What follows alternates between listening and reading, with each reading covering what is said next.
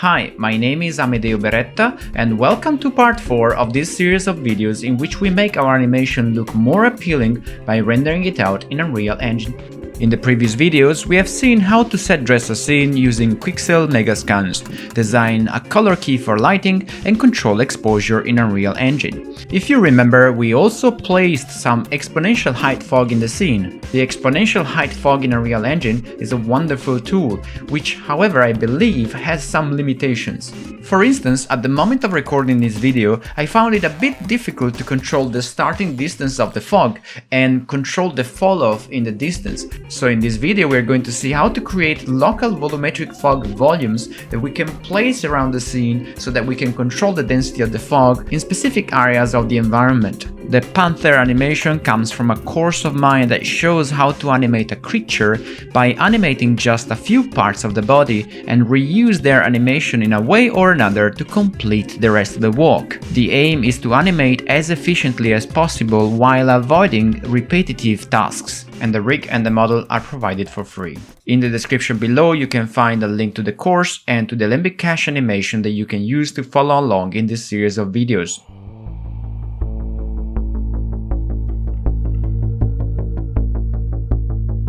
So maybe before moving on, because I will have to match colors and lights from my color key, I think it would be very useful if we could see in the scene a reference point that would tell us if our light is going too much in a direction or another in terms of color. And to do that, we can open up another instance of Unreal, go create a film, video and live event project, make it of virtual production type. I only need this kind of box with the spheres on top of it. Once the project opens up, and it's probably going to take a while, I'm not going to lie to you, you will see this scene and your computer will be a lot noisier because of Unreal compiling all the shaders and whatnot. What we need from this project is the color calibrator, this cube here with a bunch of spheres on top of it. This kind of stuff is very useful because it tells you more or less how your scene would look like on a regular object with no fancy shaders on top. So I will select it, Ctrl C it, go back to my project and Ctrl V it.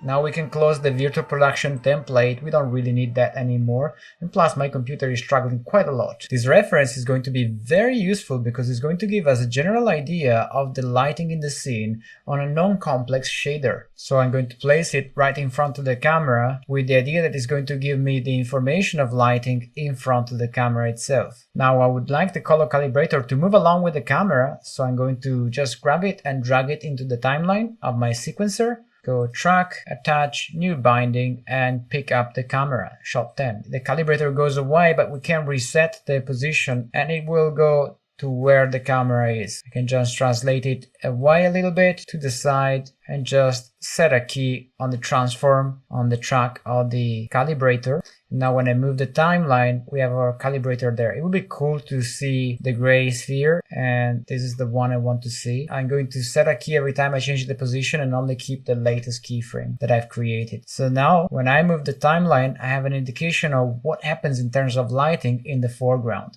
I would like to have the same exact thing for the background and possibly for the main character. That would be cool, would it not? So I'm going to grab the calibrator, hit Ctrl D to duplicate it, drag it onto the timeline, and again track, attach, new binding, shot 10. I do not know why the previous calibrator just jumped away and this one is staying there. And if you know about it, please write in the comments below, because I'm sure it's something silly. This second color calibrator I'm going to use to sample the background there. I'm going to make it a little bit bigger so that I'm going to see a little bit better how the light behaves there. And then I'm going to duplicate the calibrator once more, add it once more to the sequencer, add track, new binding, and again shot 10. This calibrator I'm going to use for the Panther itself. You do not need as many calibrators, it's just to give you an idea. So I'm going to place it to where the Panther is, so that it's going to be in focus. And again, I'm going to adjust the timeline. Now as I press play, I should be seeing the calibrator in the foreground, which is going to be out of focus, the one that indicates the lighting to where the Panther is, and the one in the background. I don't really need to use 3 of them, but since the environment is so big, I thought maybe it's going to be of some use. And at any rate, I can delete or hide them if they get in the way. And now we can talk business. If I look at the gray sphere and at the white here, here, you see that they're pretty yellow, but if I remember correctly, just a few minutes ago I gave the key light a blue color, or sort of blue anyway. So how come that my white is becoming sort of yellow and so does the gray sphere? That's a bit bizarre. Let's investigate it. If I disable the key light, that yellow is not there anymore, but so isn't the light. So in my outliner, I do have a couple of elements that could affect the color of the light. I have, of course, the key light, which I can switch off and is going to remove all the lighting from the scene, but I'm not sure that's a problem. I have an exponential height fog, which I can remove, and you see the yellow tint remains. And then I have an atmospheric fog, which, if removed, was tinting everything yellow in my case. Now, you might not have the atmospheric fog. I'm not really sure if it's something I added between one recording and another. However, this is the culprit here, and I can just remove it because I already have a fog, and it's the exponential height fog. So there you go. You see how the fog was affecting the colors. Normally, when you perform lighting and rendering in a traditional software, you tend to separate effects from lighting. So for instance, the fog would be an effect added in post-production. It wouldn't really be there in the lighting part as you render. You would essentially produce the fog in compositing after the render has finished. And that would ring true at the moment of recording for most low-budget productions anyway. In a game engine, however, the story is a bit different because you might want to aim at rendering the whole thing out without any comp. I would still prefer to have the ability to do comp, to be honest, but in this case, our aim is to have our animation rendered out quickly so that we can add it to the showreel. So maybe we can skip comp for this one and consider it maybe at a later stage if we want to have more control over the render. At any rate, the takeaway is that fog is affecting lighting. So I will grab the key light and the fog and I will put them into their own folder and I will call this thing lighting because it does affect lighting. Then I'm going to check my reference and I notice that the background is a lot brighter than it is in my renders. So I can try going to the exponential height fog and I can try increase the value of the fog density to say 0.3. That's 3 times the value we had earlier on. And I think that as I do it, I get a background which is more similar to the one we have painted. If I go into the key light and I look for scattering in the detailed search, you will find volumetric scattering intensity. The higher you have this value and the more the light will affect fog. So you see that the problem here is that fog and lighting are very well connected and we have to devise some sort of way to control this thing.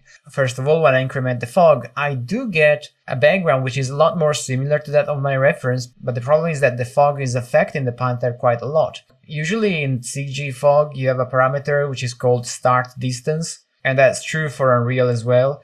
The catch is, however, that this parameter is still not very well supported, it seems, in the exponential height fog. If you look at this, it doesn't really give you fine control over the feathering of the fog. It would be amazing if we could move the fog, just simply speaking, away from the character and in the background. But that does not seem to be possible at the moment of recording this video. A possible solution could be to render the Panther on a different render layer using a technique called stencils in Unreal Engine. However, as I said, I want to try avoid compositing. I want to get to the render quicker. So a possible solution could be to lower the intensity of the fog overall in the landscape and create local hotspots of fog where we need them. This way we can avoid having the Panther becoming too bright because of the fog effect, and at the same time we can put a lot more density of the fog in local areas in the background.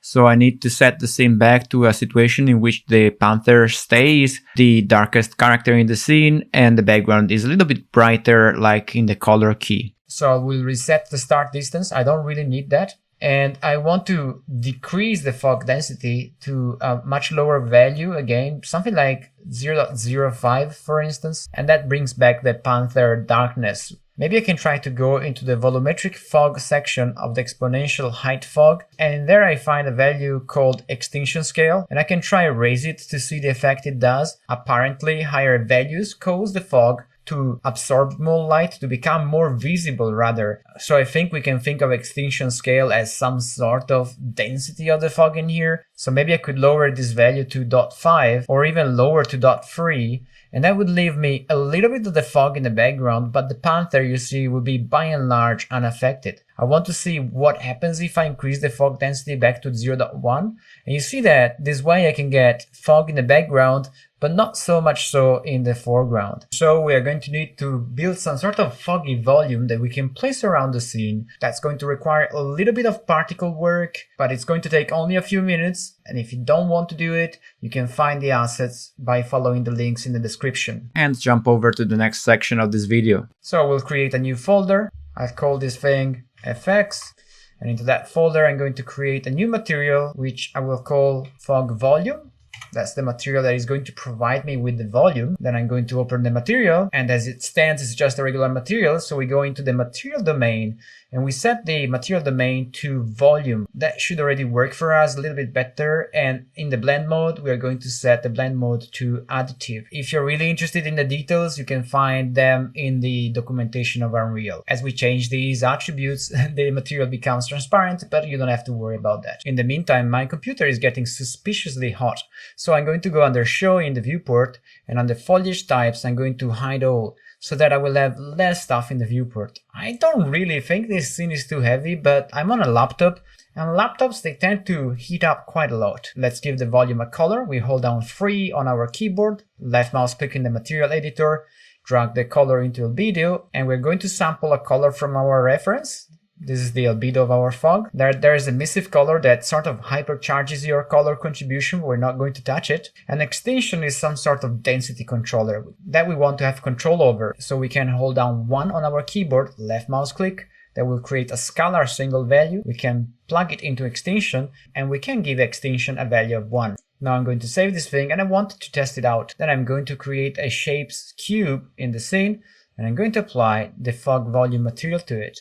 And if you think of it, this looks interesting already. It certainly looks like fog to a certain degree, so I think we are onto something here. The main problem with this approach is that if you apply the fog volume to a sphere, you're still going to get a cube. And that's because of the fact that this volume material seems to be based on voxels, and voxels are essentially little cubes in space that they form a grid, and the finer the grid, the more detail in your effect. But this is a bit of a problem for us because we want to be able to control the shape a little bit better. So I'm going to delete both cubes. To control the shape, we can use some particles. So we're going to create a new Niagara system, right click Niagara system, and I'm going to create an empty system, which I'm going to call fog particles. Let's open it up, maximize the window. If you want to have particles, we are going to need to create an emitter. So right click, add emitter. Let's pick an empty one. Of course, this being empty won't do anything. In fact, in the viewport, you don't see any particle at all. So let's maybe create an instantaneous spawning so that a particle is created from the get-go. And if you click on the plus next to emitter update, you can type spawn in the search box, and you can grab the spawn burst instantaneous. And that's going to create a particle in the viewport. You see this lone sphere. If you don't see the sphere, it might be because in the spawn count you have set it to 0. So you have no particle to visualize. So let's set it to 1. I think in Unreal 4 the default was 0, but I'm not really sure. Let's stop the timeline. It's really annoying to see this thing moving when there is nothing to see really. We want the particle to stay alive forever because we want the fog to stay there forever in our scene. So if we go under particle state of our Niagara system, on the right you will find the particle state attribute, and the only attribute you can see really is the kill particles when lifetime has elapsed. We don't want that. We want the fog to stay there forever, so we're going to disable this setting. Now let's control the particle size a little bit better, so let's go under initialize particle in the Niagara system. So you will find that the sprite size is set to unset. So maybe let's set it to uniform, and in the uniform sprite size, let's give it a big value like 1000. And let's move the slide up until this is pretty big. In fact, we can try 1000 as a scale. Every now and then I encounter a problem for which the particle isn't visible in the viewport. It might be my machine, or it simply might be the fact that I'm not expert enough, but scrubbing the timeline usually fixes that. As a last step, we want to render this particle using our material, not the default material that comes with Niagara. So if you go under Sprite Renderer and you click on it, on the right hand side at the top, you will find the material slot. This is exactly where we need to place our fog volume, which I just need to drop over the material slot, and that's going to assign the material. You won't see much in the viewport, but hopefully it's going to be there. So we're going to hit compile and save. Maybe this fog volume, let's call it _MAT at the end so that we know it's a material. And I will add an ng token at the end of the Niagara node just so that I remember which is which.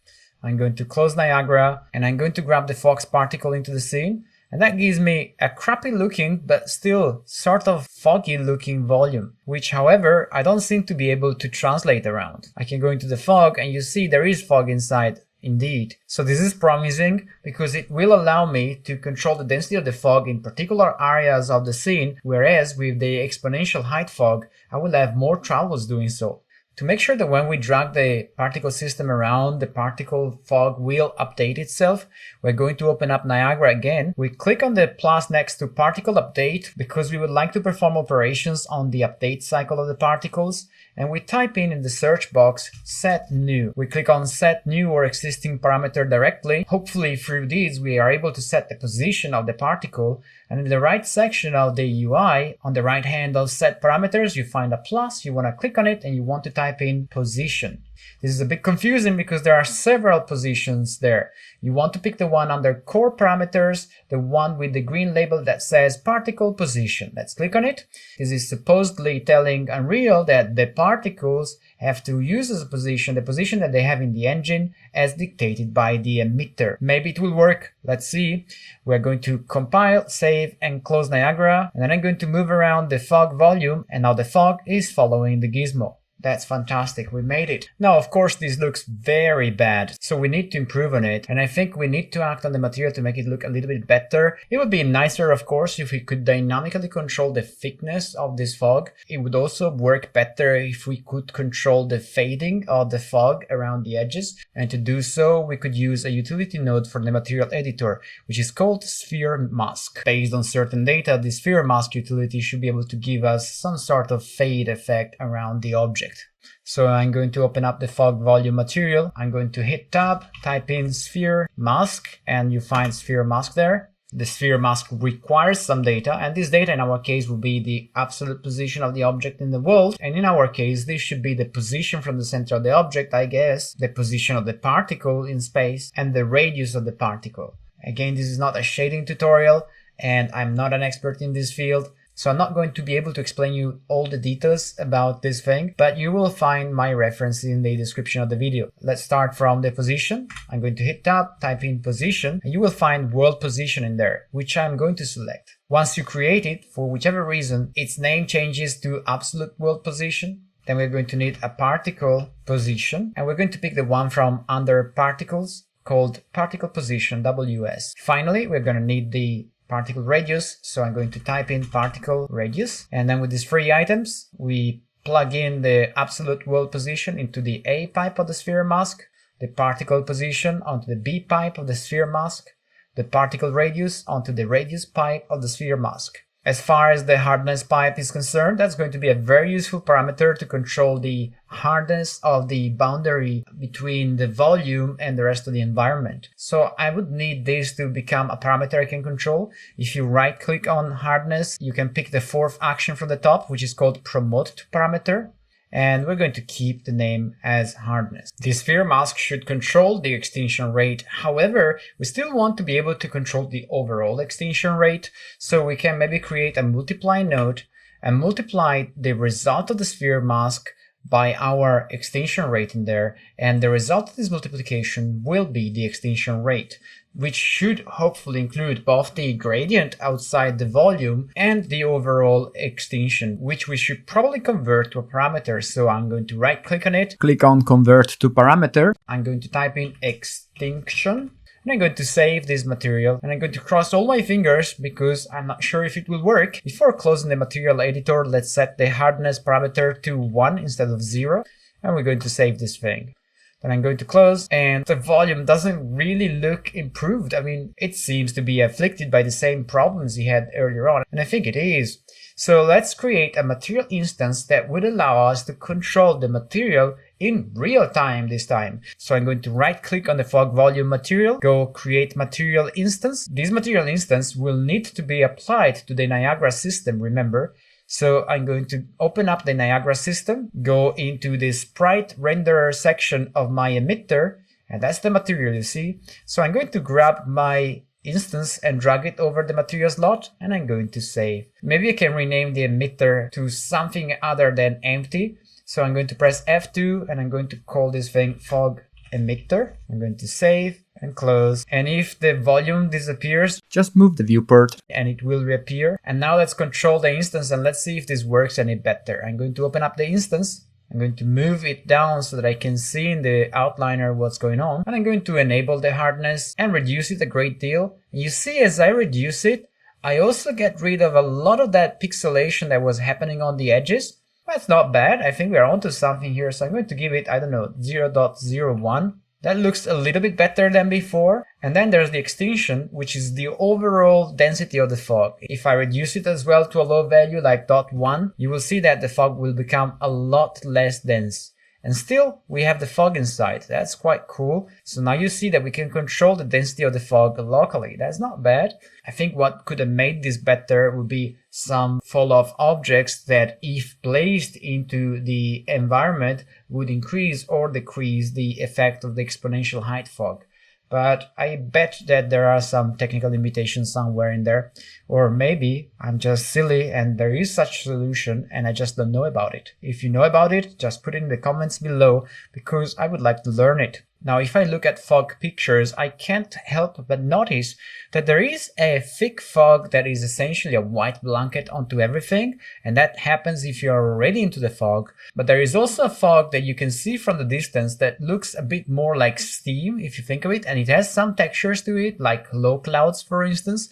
And I think it would be nicer if our volume had this feature. In the hope of achieving that effect, I've created a fractal texture. You can do it with any software really, and I made it fade into black at the edges. The hope is that I can use this to mask my fog and give it some texture. So I'm going to drag the texture of the fog I've created into my fog FX folder, and that gives me my texture. I can drag it into the material, and that's my fog in there. And I can try to see what happens if I multiply the density by the texture. Hopefully when the texture is black, the density will lower its value, and when it's white, it will keep its value. So I'm going to create a multiply node. I'm going to drag the RGB pipe of the texture into the A pipe. I'm going to push the RGB of my texture into the A pipe of the multiply, and I'm going to push the result of the previous multiply into the B pipe. And then the result is going to go into extinction. I'm going to save this thing, and I'm going to see what happens there. The waiting times are not very pleasing for something that is not very complex. And now that the texture has been applied, you see that my fog is no longer perfectly spherical, but it has some interesting edges, and it has some interesting irregularity. If I push up the extinction quite a lot, you will see that it is no longer a perfect sphere. This is amazing because it makes this sphere look a lot more realistic, in fact. I think we want to control the color of the fog as well in real time, so I'm going to right click on the swatch of the control and convert it to a parameter, and this is going to be my fog color. I'm going to save again. Now I can translate the local fog around, and it does look a little bit better than it did just a few minutes ago, but I can still see a problem ahead. I will certainly need to scale this up. And now, as I scale the gizmo up and down, you see that nothing really changes in the viewport. That's a bit of a bummer because I'm sure we'll need this fog to be bigger and smaller depending on the situation. Ideally, I would also like to stretch it, but I'm not going to do it. That would be going too far from the scope of our project. So I'm going to open up the Niagara system again. If you remember, the size of our sprite was set under the initialize particle setting, which was under the particle spawn section. So I'm going to go there, find the sprite attributes, and in there you have sprite size mode, which we set to uniform, and the size of the sprite, which was 1000, which is the arbitrary value we gave it while we were building it. It would be great if we could control the size of the fog from the editor. Ideally, we could use the scale of the emitter to control the size, but maybe we can do it a little bit faster without messing with connections. And to do so, we could maybe create an attribute that we can expose in the editor, and through that attribute we could control the size of the particle. Let's do it. In the Niagara window on the left hand side, just before the viewport, you see that there are parameters. And you have a bunch of system attributes in here, but you also have user exposed, which are parameters we can add ourselves. If you do not see the parameter window, you go on the window and you pick parameters, the fourth from the top. So let's create a new parameter by clicking on the plus next to user exposed, hit make new in there. I'm going to type in float because it's a float value. There's a comma in there. As a parameter name, I'm going to type in fog size, press enter. Then I'm going to go under initialize particle, and in here we have the sprite size mode and the uniform sprite size. This is the scale we gave it, right? Now we do not want that scale anymore. We want to control the scale in the editor, so I can click on the triangle next to it and I can type in the name of my variable, fog size, and you see that I do have the user parameter I've just created, the fog size, so I'm going to pick that and I'm going to compile and save. The moment I do that, my fog disappears because the default value of this parameter we created is 0, so you don't have to worry too much. You have this group with the blue label. It's called fog particles ng in my case. I can click on it, and if you scroll down you will find a section named user parameters, and in there you find our fog size, and the default value is listed there. Now it's 0, but we can put in 1000, and now by default the fog will be the same size we gave it, but this parameter will be exposed. Let's see if that's true. I'm going to minimize this window of the Niagara system. I'm going to grab the fog particle system, and in the search box I'm going to type in fog size, and there you go, I have the fog size. So now I can control the fog size through this value. I can put in 5000 if I want the fog to be massive there. I won't be able to scale this fog non-uniformly because I didn't account for that, but I can think of a couple of ways this could be done. Maybe by setting the scale of the particle size to non-uniform, for instance,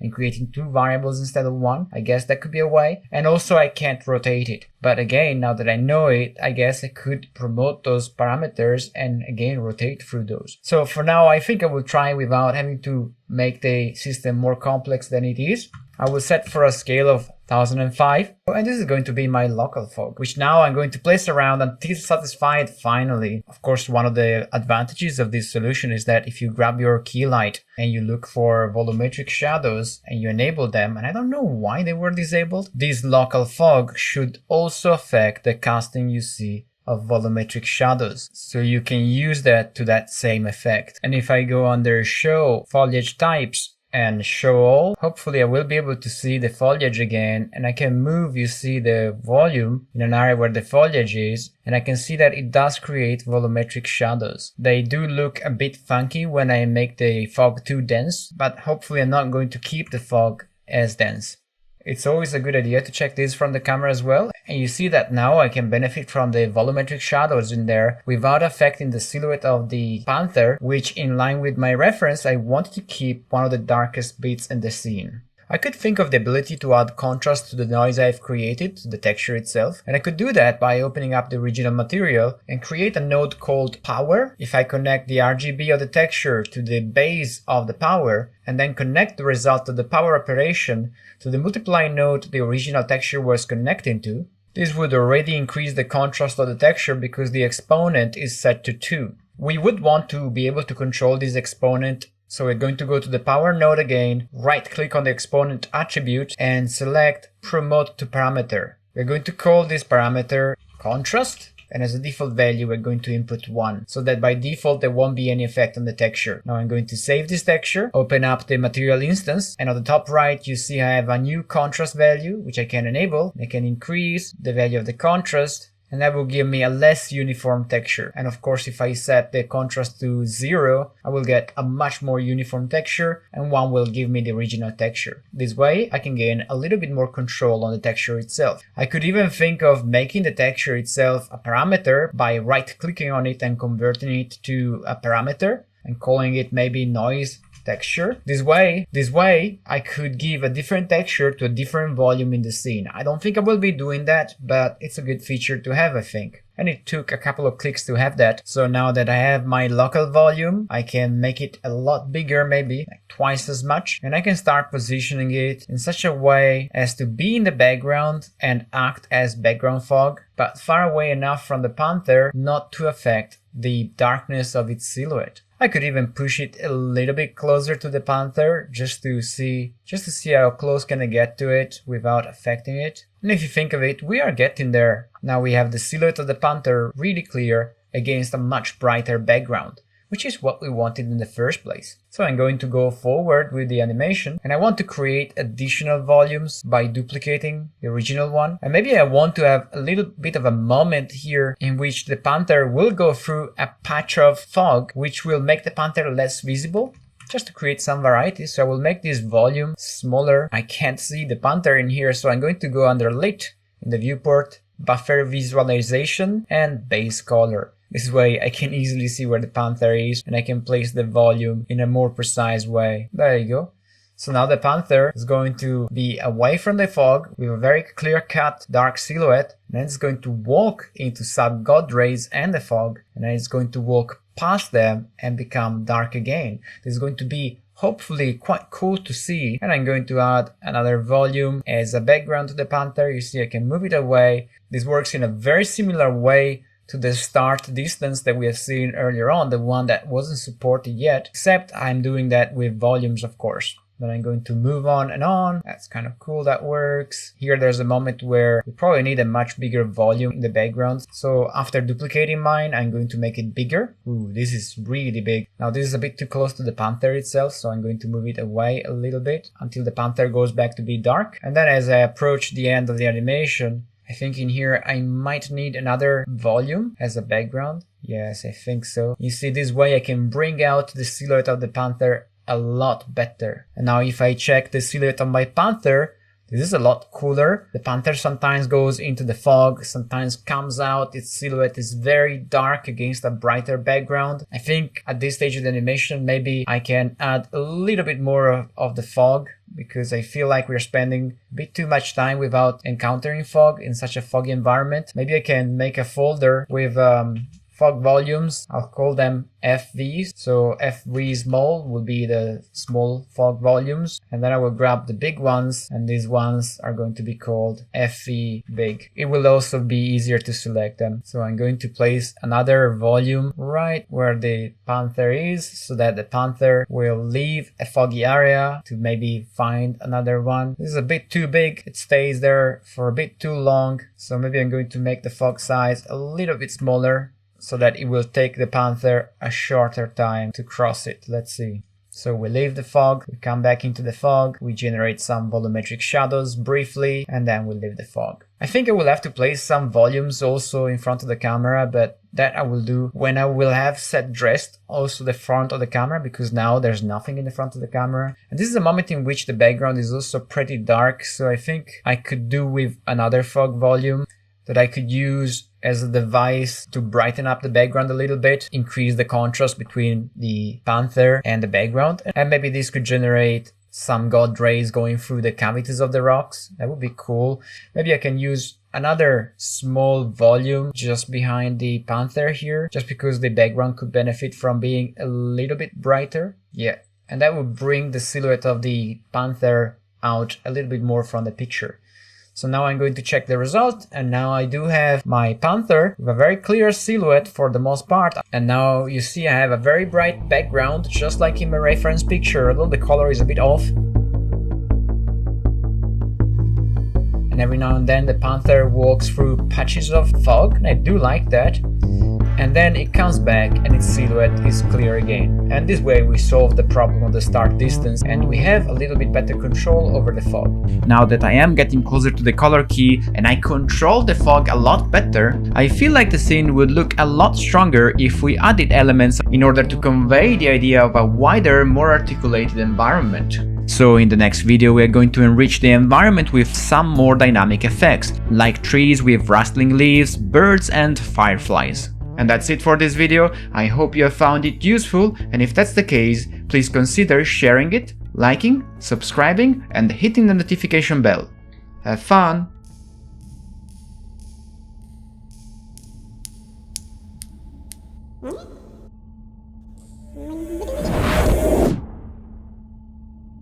Hmm.